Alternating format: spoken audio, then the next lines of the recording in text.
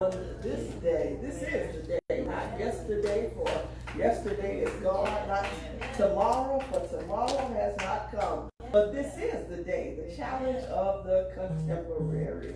If you're excited to be alive this morning, we invite you to rise to your feet and make a joyful noise unto the Lord. All you people serve the Lord gladly.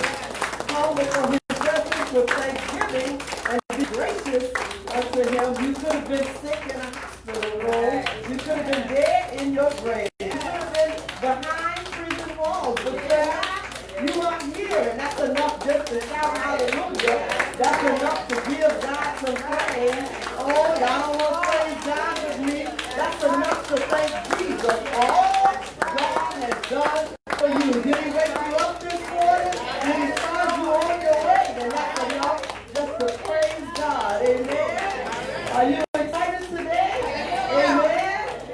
Amen. We want to thank all those who made their way out today. Amen. Amen. We are excited. We are excited. We are so excited. Amen. Amen. I want to thank you for extending this humble invitation to me. And if you don't mind, we just want to celebrate your pastor on today. Do you mind just celebrating him? This is the one who prays for you. This is the one who preaches prolific sermons to you. This is the one who leads your Bible study. This is the one who visions for you. And so celebrate your pastor, Pastor Terrence Thomas, on today. Amen? Amen. Amen. So good to see your First Lady, Reverend Alexis Wilson. I'm sorry. So good to see Reverend Alexis Wilson. I'm so sorry. I apologize. So good to see Reverend Alexis Wilson here today. I apologize, Mother. So good to see Reverend Alexis Wilson here today. So good to see our family of faith, Reverend Sheila Grant. And weren't we blessed by that ministry of song by Reverend Christina Montgomery? Amen. Amen and amen. So good to see all of you all here today. I'm not going to be before you long. Your pastor said that I am UCC, and that is true. But the truth is, I'm really Baptist on the inside. Amen? Amen. Amen. So what does that mean? That means that at some point, if I say something that you like, then you give me that energy back by clapping or by shouting. But if you don't do any of that, then I'm going to think you don't get it. So we will be here till 5 o'clock. Amen? Amen. Amen. Amen. Amen. Amen. Amen. Amen. Hear now these words from the Gospel of Matthew, chapter 4. The Gospel of Matthew, chapter 4, beginning at the first verse. I'm going to invite all of those who are able to please rise to your feet for the reading of God's holy word. Gospel of Matthew, chapter 4, beginning at verse 1. Next, Jesus was taken into the wild by the Spirit for the test. The devil was ready to give it. Jesus prepared for the test by fasting 40 days and 40 nights. That left him, of course, in a state of extreme hunger, which the devil took advantage of in the first test.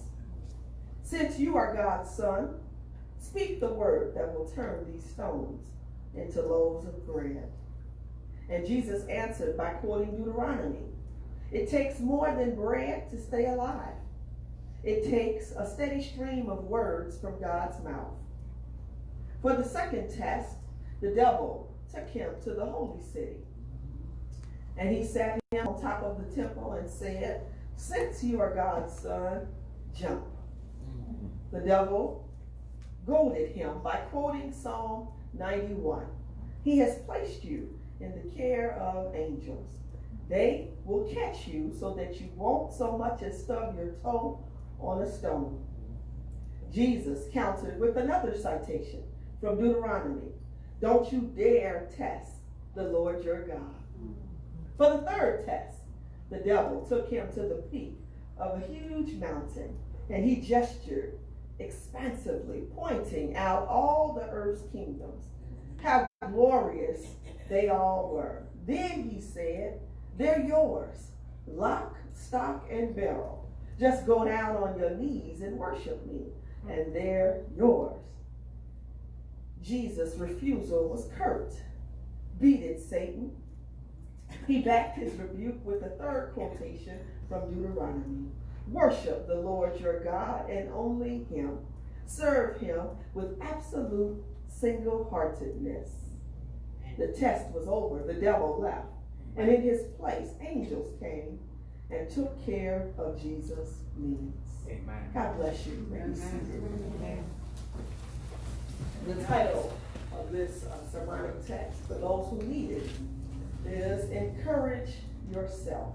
Hallelujah. Encourage yourself. There is something ironic that happens in this text that we often don't talk about. There's a secret here that we seem to overlook and don't pay any attention to. There's something perplexing that happens in the life of Jesus that we often stay silent about. What is it, Danielle? Well, I'm so glad you asked. Before we talk about this wilderness experience, first, there is something pivotal that happens in the life of Jesus. Jesus experiences a life-changing event with John the Baptist. You've heard this story time and time again, so I'm not going to tell you anything new.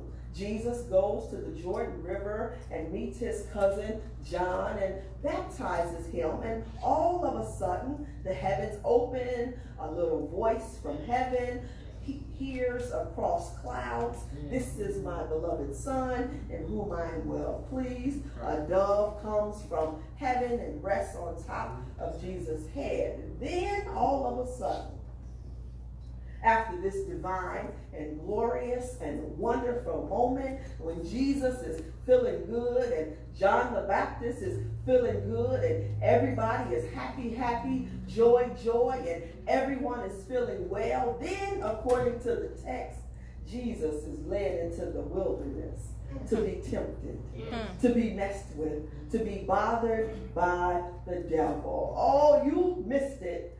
Why is it Jesus moves from such an exciting, celebratory, carefree moment of baptism to now experiencing an excruciating and terrible wilderness moment?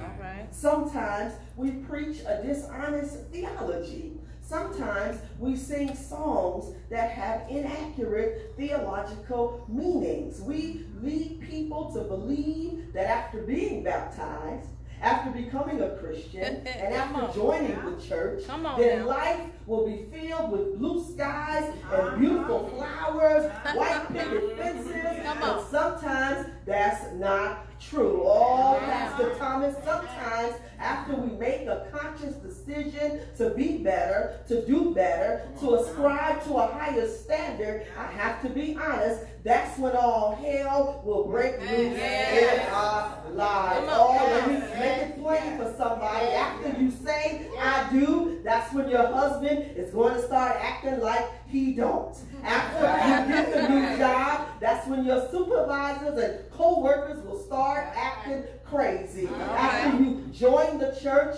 that's when church folks are going to lose their mind. This scripture reminds us that all of us will have a wilderness experience at some point in our lives. My grandmother, who was my first theologian, said, guess what? If you're not in the wilderness right now, you probably just came out of one. And if you're not coming out of one, guess what? Wait till tomorrow, because you're getting ready to go into one. I wish in this faith community called Christianity, we were more honest with people. To remind people that wilderness experiences come even in the midst of joyful moments. While Jesus is in this wilderness, the devil, Satan, comes to tempt him. You see, there is something else prolific that occurs in this text. You would find it easy to go through a wilderness experience if you weren't bothered or tempted even in the midst of your state of vulnerability. But Jesus' experience shows us that sometimes while we're in our most vulnerable spaces and vulnerable places, someone will come along and try to push us down further. Watch this. Temptation never occurs simply only during celebratory and wonderful moments in life, but the irony also in a both and experience is that temptation will also arise during the most saddest, most anxious, most painful wilderness moments in our life. Yes. While Jesus is in this wilderness experience, there's only one other person with him, and that person is the devil. Jesus is all alone in the wilderness with just himself and the devil. Think about that for a second. The devil doesn't have Jesus' best interest at heart. However, it's the devil's voice that's the only voice in Jesus' life during this wilderness moment. You missed it. That's good. You see, there are times in your life when you may be all alone and there is only one voice that's talking. But this text challenges us to remember that we have to be careful about the one voices in our lives. Not every voice is a loving voice. Not every voice is a supportive voice. Not every voice is a caring and affirming voice. Some voices you must learn to ignore. Even if that's the only one voice that's talking. Some voices you must learn to turn your back on, even if that's the only one voice that's speaking. We have to be careful not to internalize that one voice. Unfortunately, there are difficult times in your life when only one voice is talking. But at some point, you have to remind yourself to have another voice that speaks. When this one voice tells you you are nothing, you will never be nothing, you will never amount to anything, you will never be anything productive, you have to remind yourself you is smart, you is fine, you is important. When that one voice tells you you're not worthy of all that God has for you, you have to remind yourself, I may be poor, I may be black, I may be ugly, but I'm still here. When that one voice tells you that your life is a failure and you might as well die, you got to dig down deep and remind yourself. At first, I was afraid. I was petrified. Kept thinking I could never live without you by my side. Then I spent so many nights just thinking how you did me wrong, and I grew strong. And I learned how to get along. I had your back.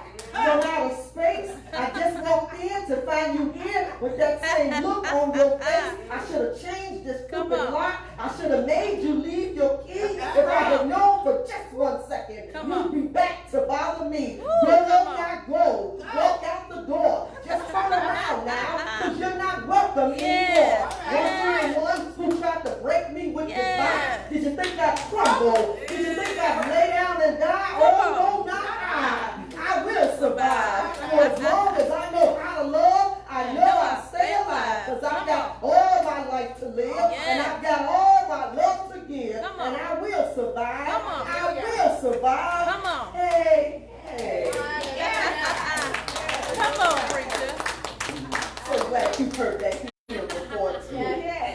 During this wilderness experience, the devil has the audacity to stand in front of Jesus and misquote biblical scripture. Oftentimes, we don't understand that the devil often knows the Bible better than us. That's why it's so important to go to Sunday school. That's why it's so important to go to Bible study. That's why it's so important to go to Sunday school. That's why it's so important to go to Bible study. That's why it's so important to go to Sunday school. That's why it's so important to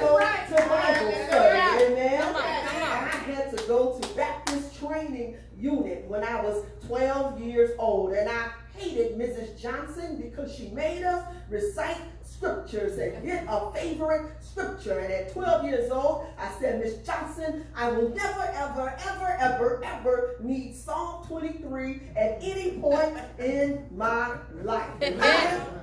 I went through some problems. Come on. This devil says to Jesus in the middle of this wilderness, if you are the Son of God, command this stone to become a loaf of bread. The devil says to Jesus, to you I will give the glory and all this authority, for it has been given over to me, and I can give it to anyone I please. Even you, if you would just bow down and worship me. If you are the Son of God, throw yourself down from this mountain, for it is written, God will command his angels to take care of you.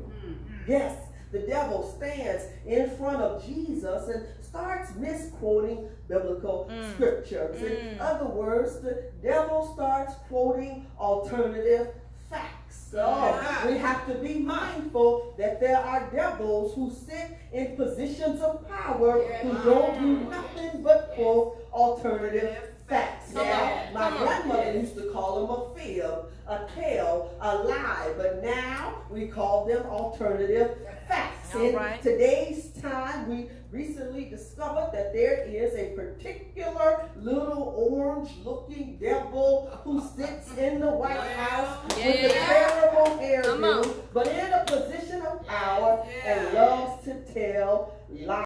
This same particular president, who shall remain nameless, lied about global warming and climate change, even though hurricanes and tornadoes and storms keep mysteriously coming from nowhere, causing greater and greater devastation. All the lie detector test determined that was a lie. When we continue to pretend that racism doesn't exist, even though white nationalist hate groups continue to rise in numbers, the lie detector test determined that was a lie. We must resist the places that lie to us, even in our wilderness experience.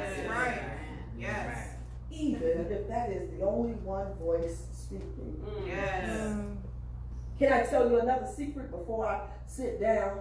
I'm Baptist, so I have 7 closings. That was my first one. While Jesus is in this wilderness experience for 40 days, he doesn't eat anything. He's starving, he's hungry. The devil sneaks in and tries to take advantage of his hunger. And we understand as African American persons what it looks like when persons take advantage of our hunger, our vulnerability. Jesus has to remember everybody who is your color ain't your kind. What's the good news in this text? In the midst of being in this wilderness experience, all alone and hungry, tempted by the devil, Jesus does something interesting that we could incorporate in our daily lives. Even though this devil is misquoting scriptures, Jesus knows how to quote scriptures too, even while he's in his wilderness experience.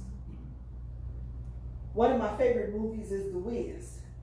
I know that's an older movie, and many of you are young here, so you've never heard of that movie before. I know you pastor primarily a millennial church with a bunch of 30 and 20-year-olds, but one of my favorite movies in The Wiz, starring Stephanie Mills and Nipsey Russell and Michael Jackson. My favorite character is Michael Jackson, who plays the Scarecrow. This Scarecrow divinely explains to us what life is all about.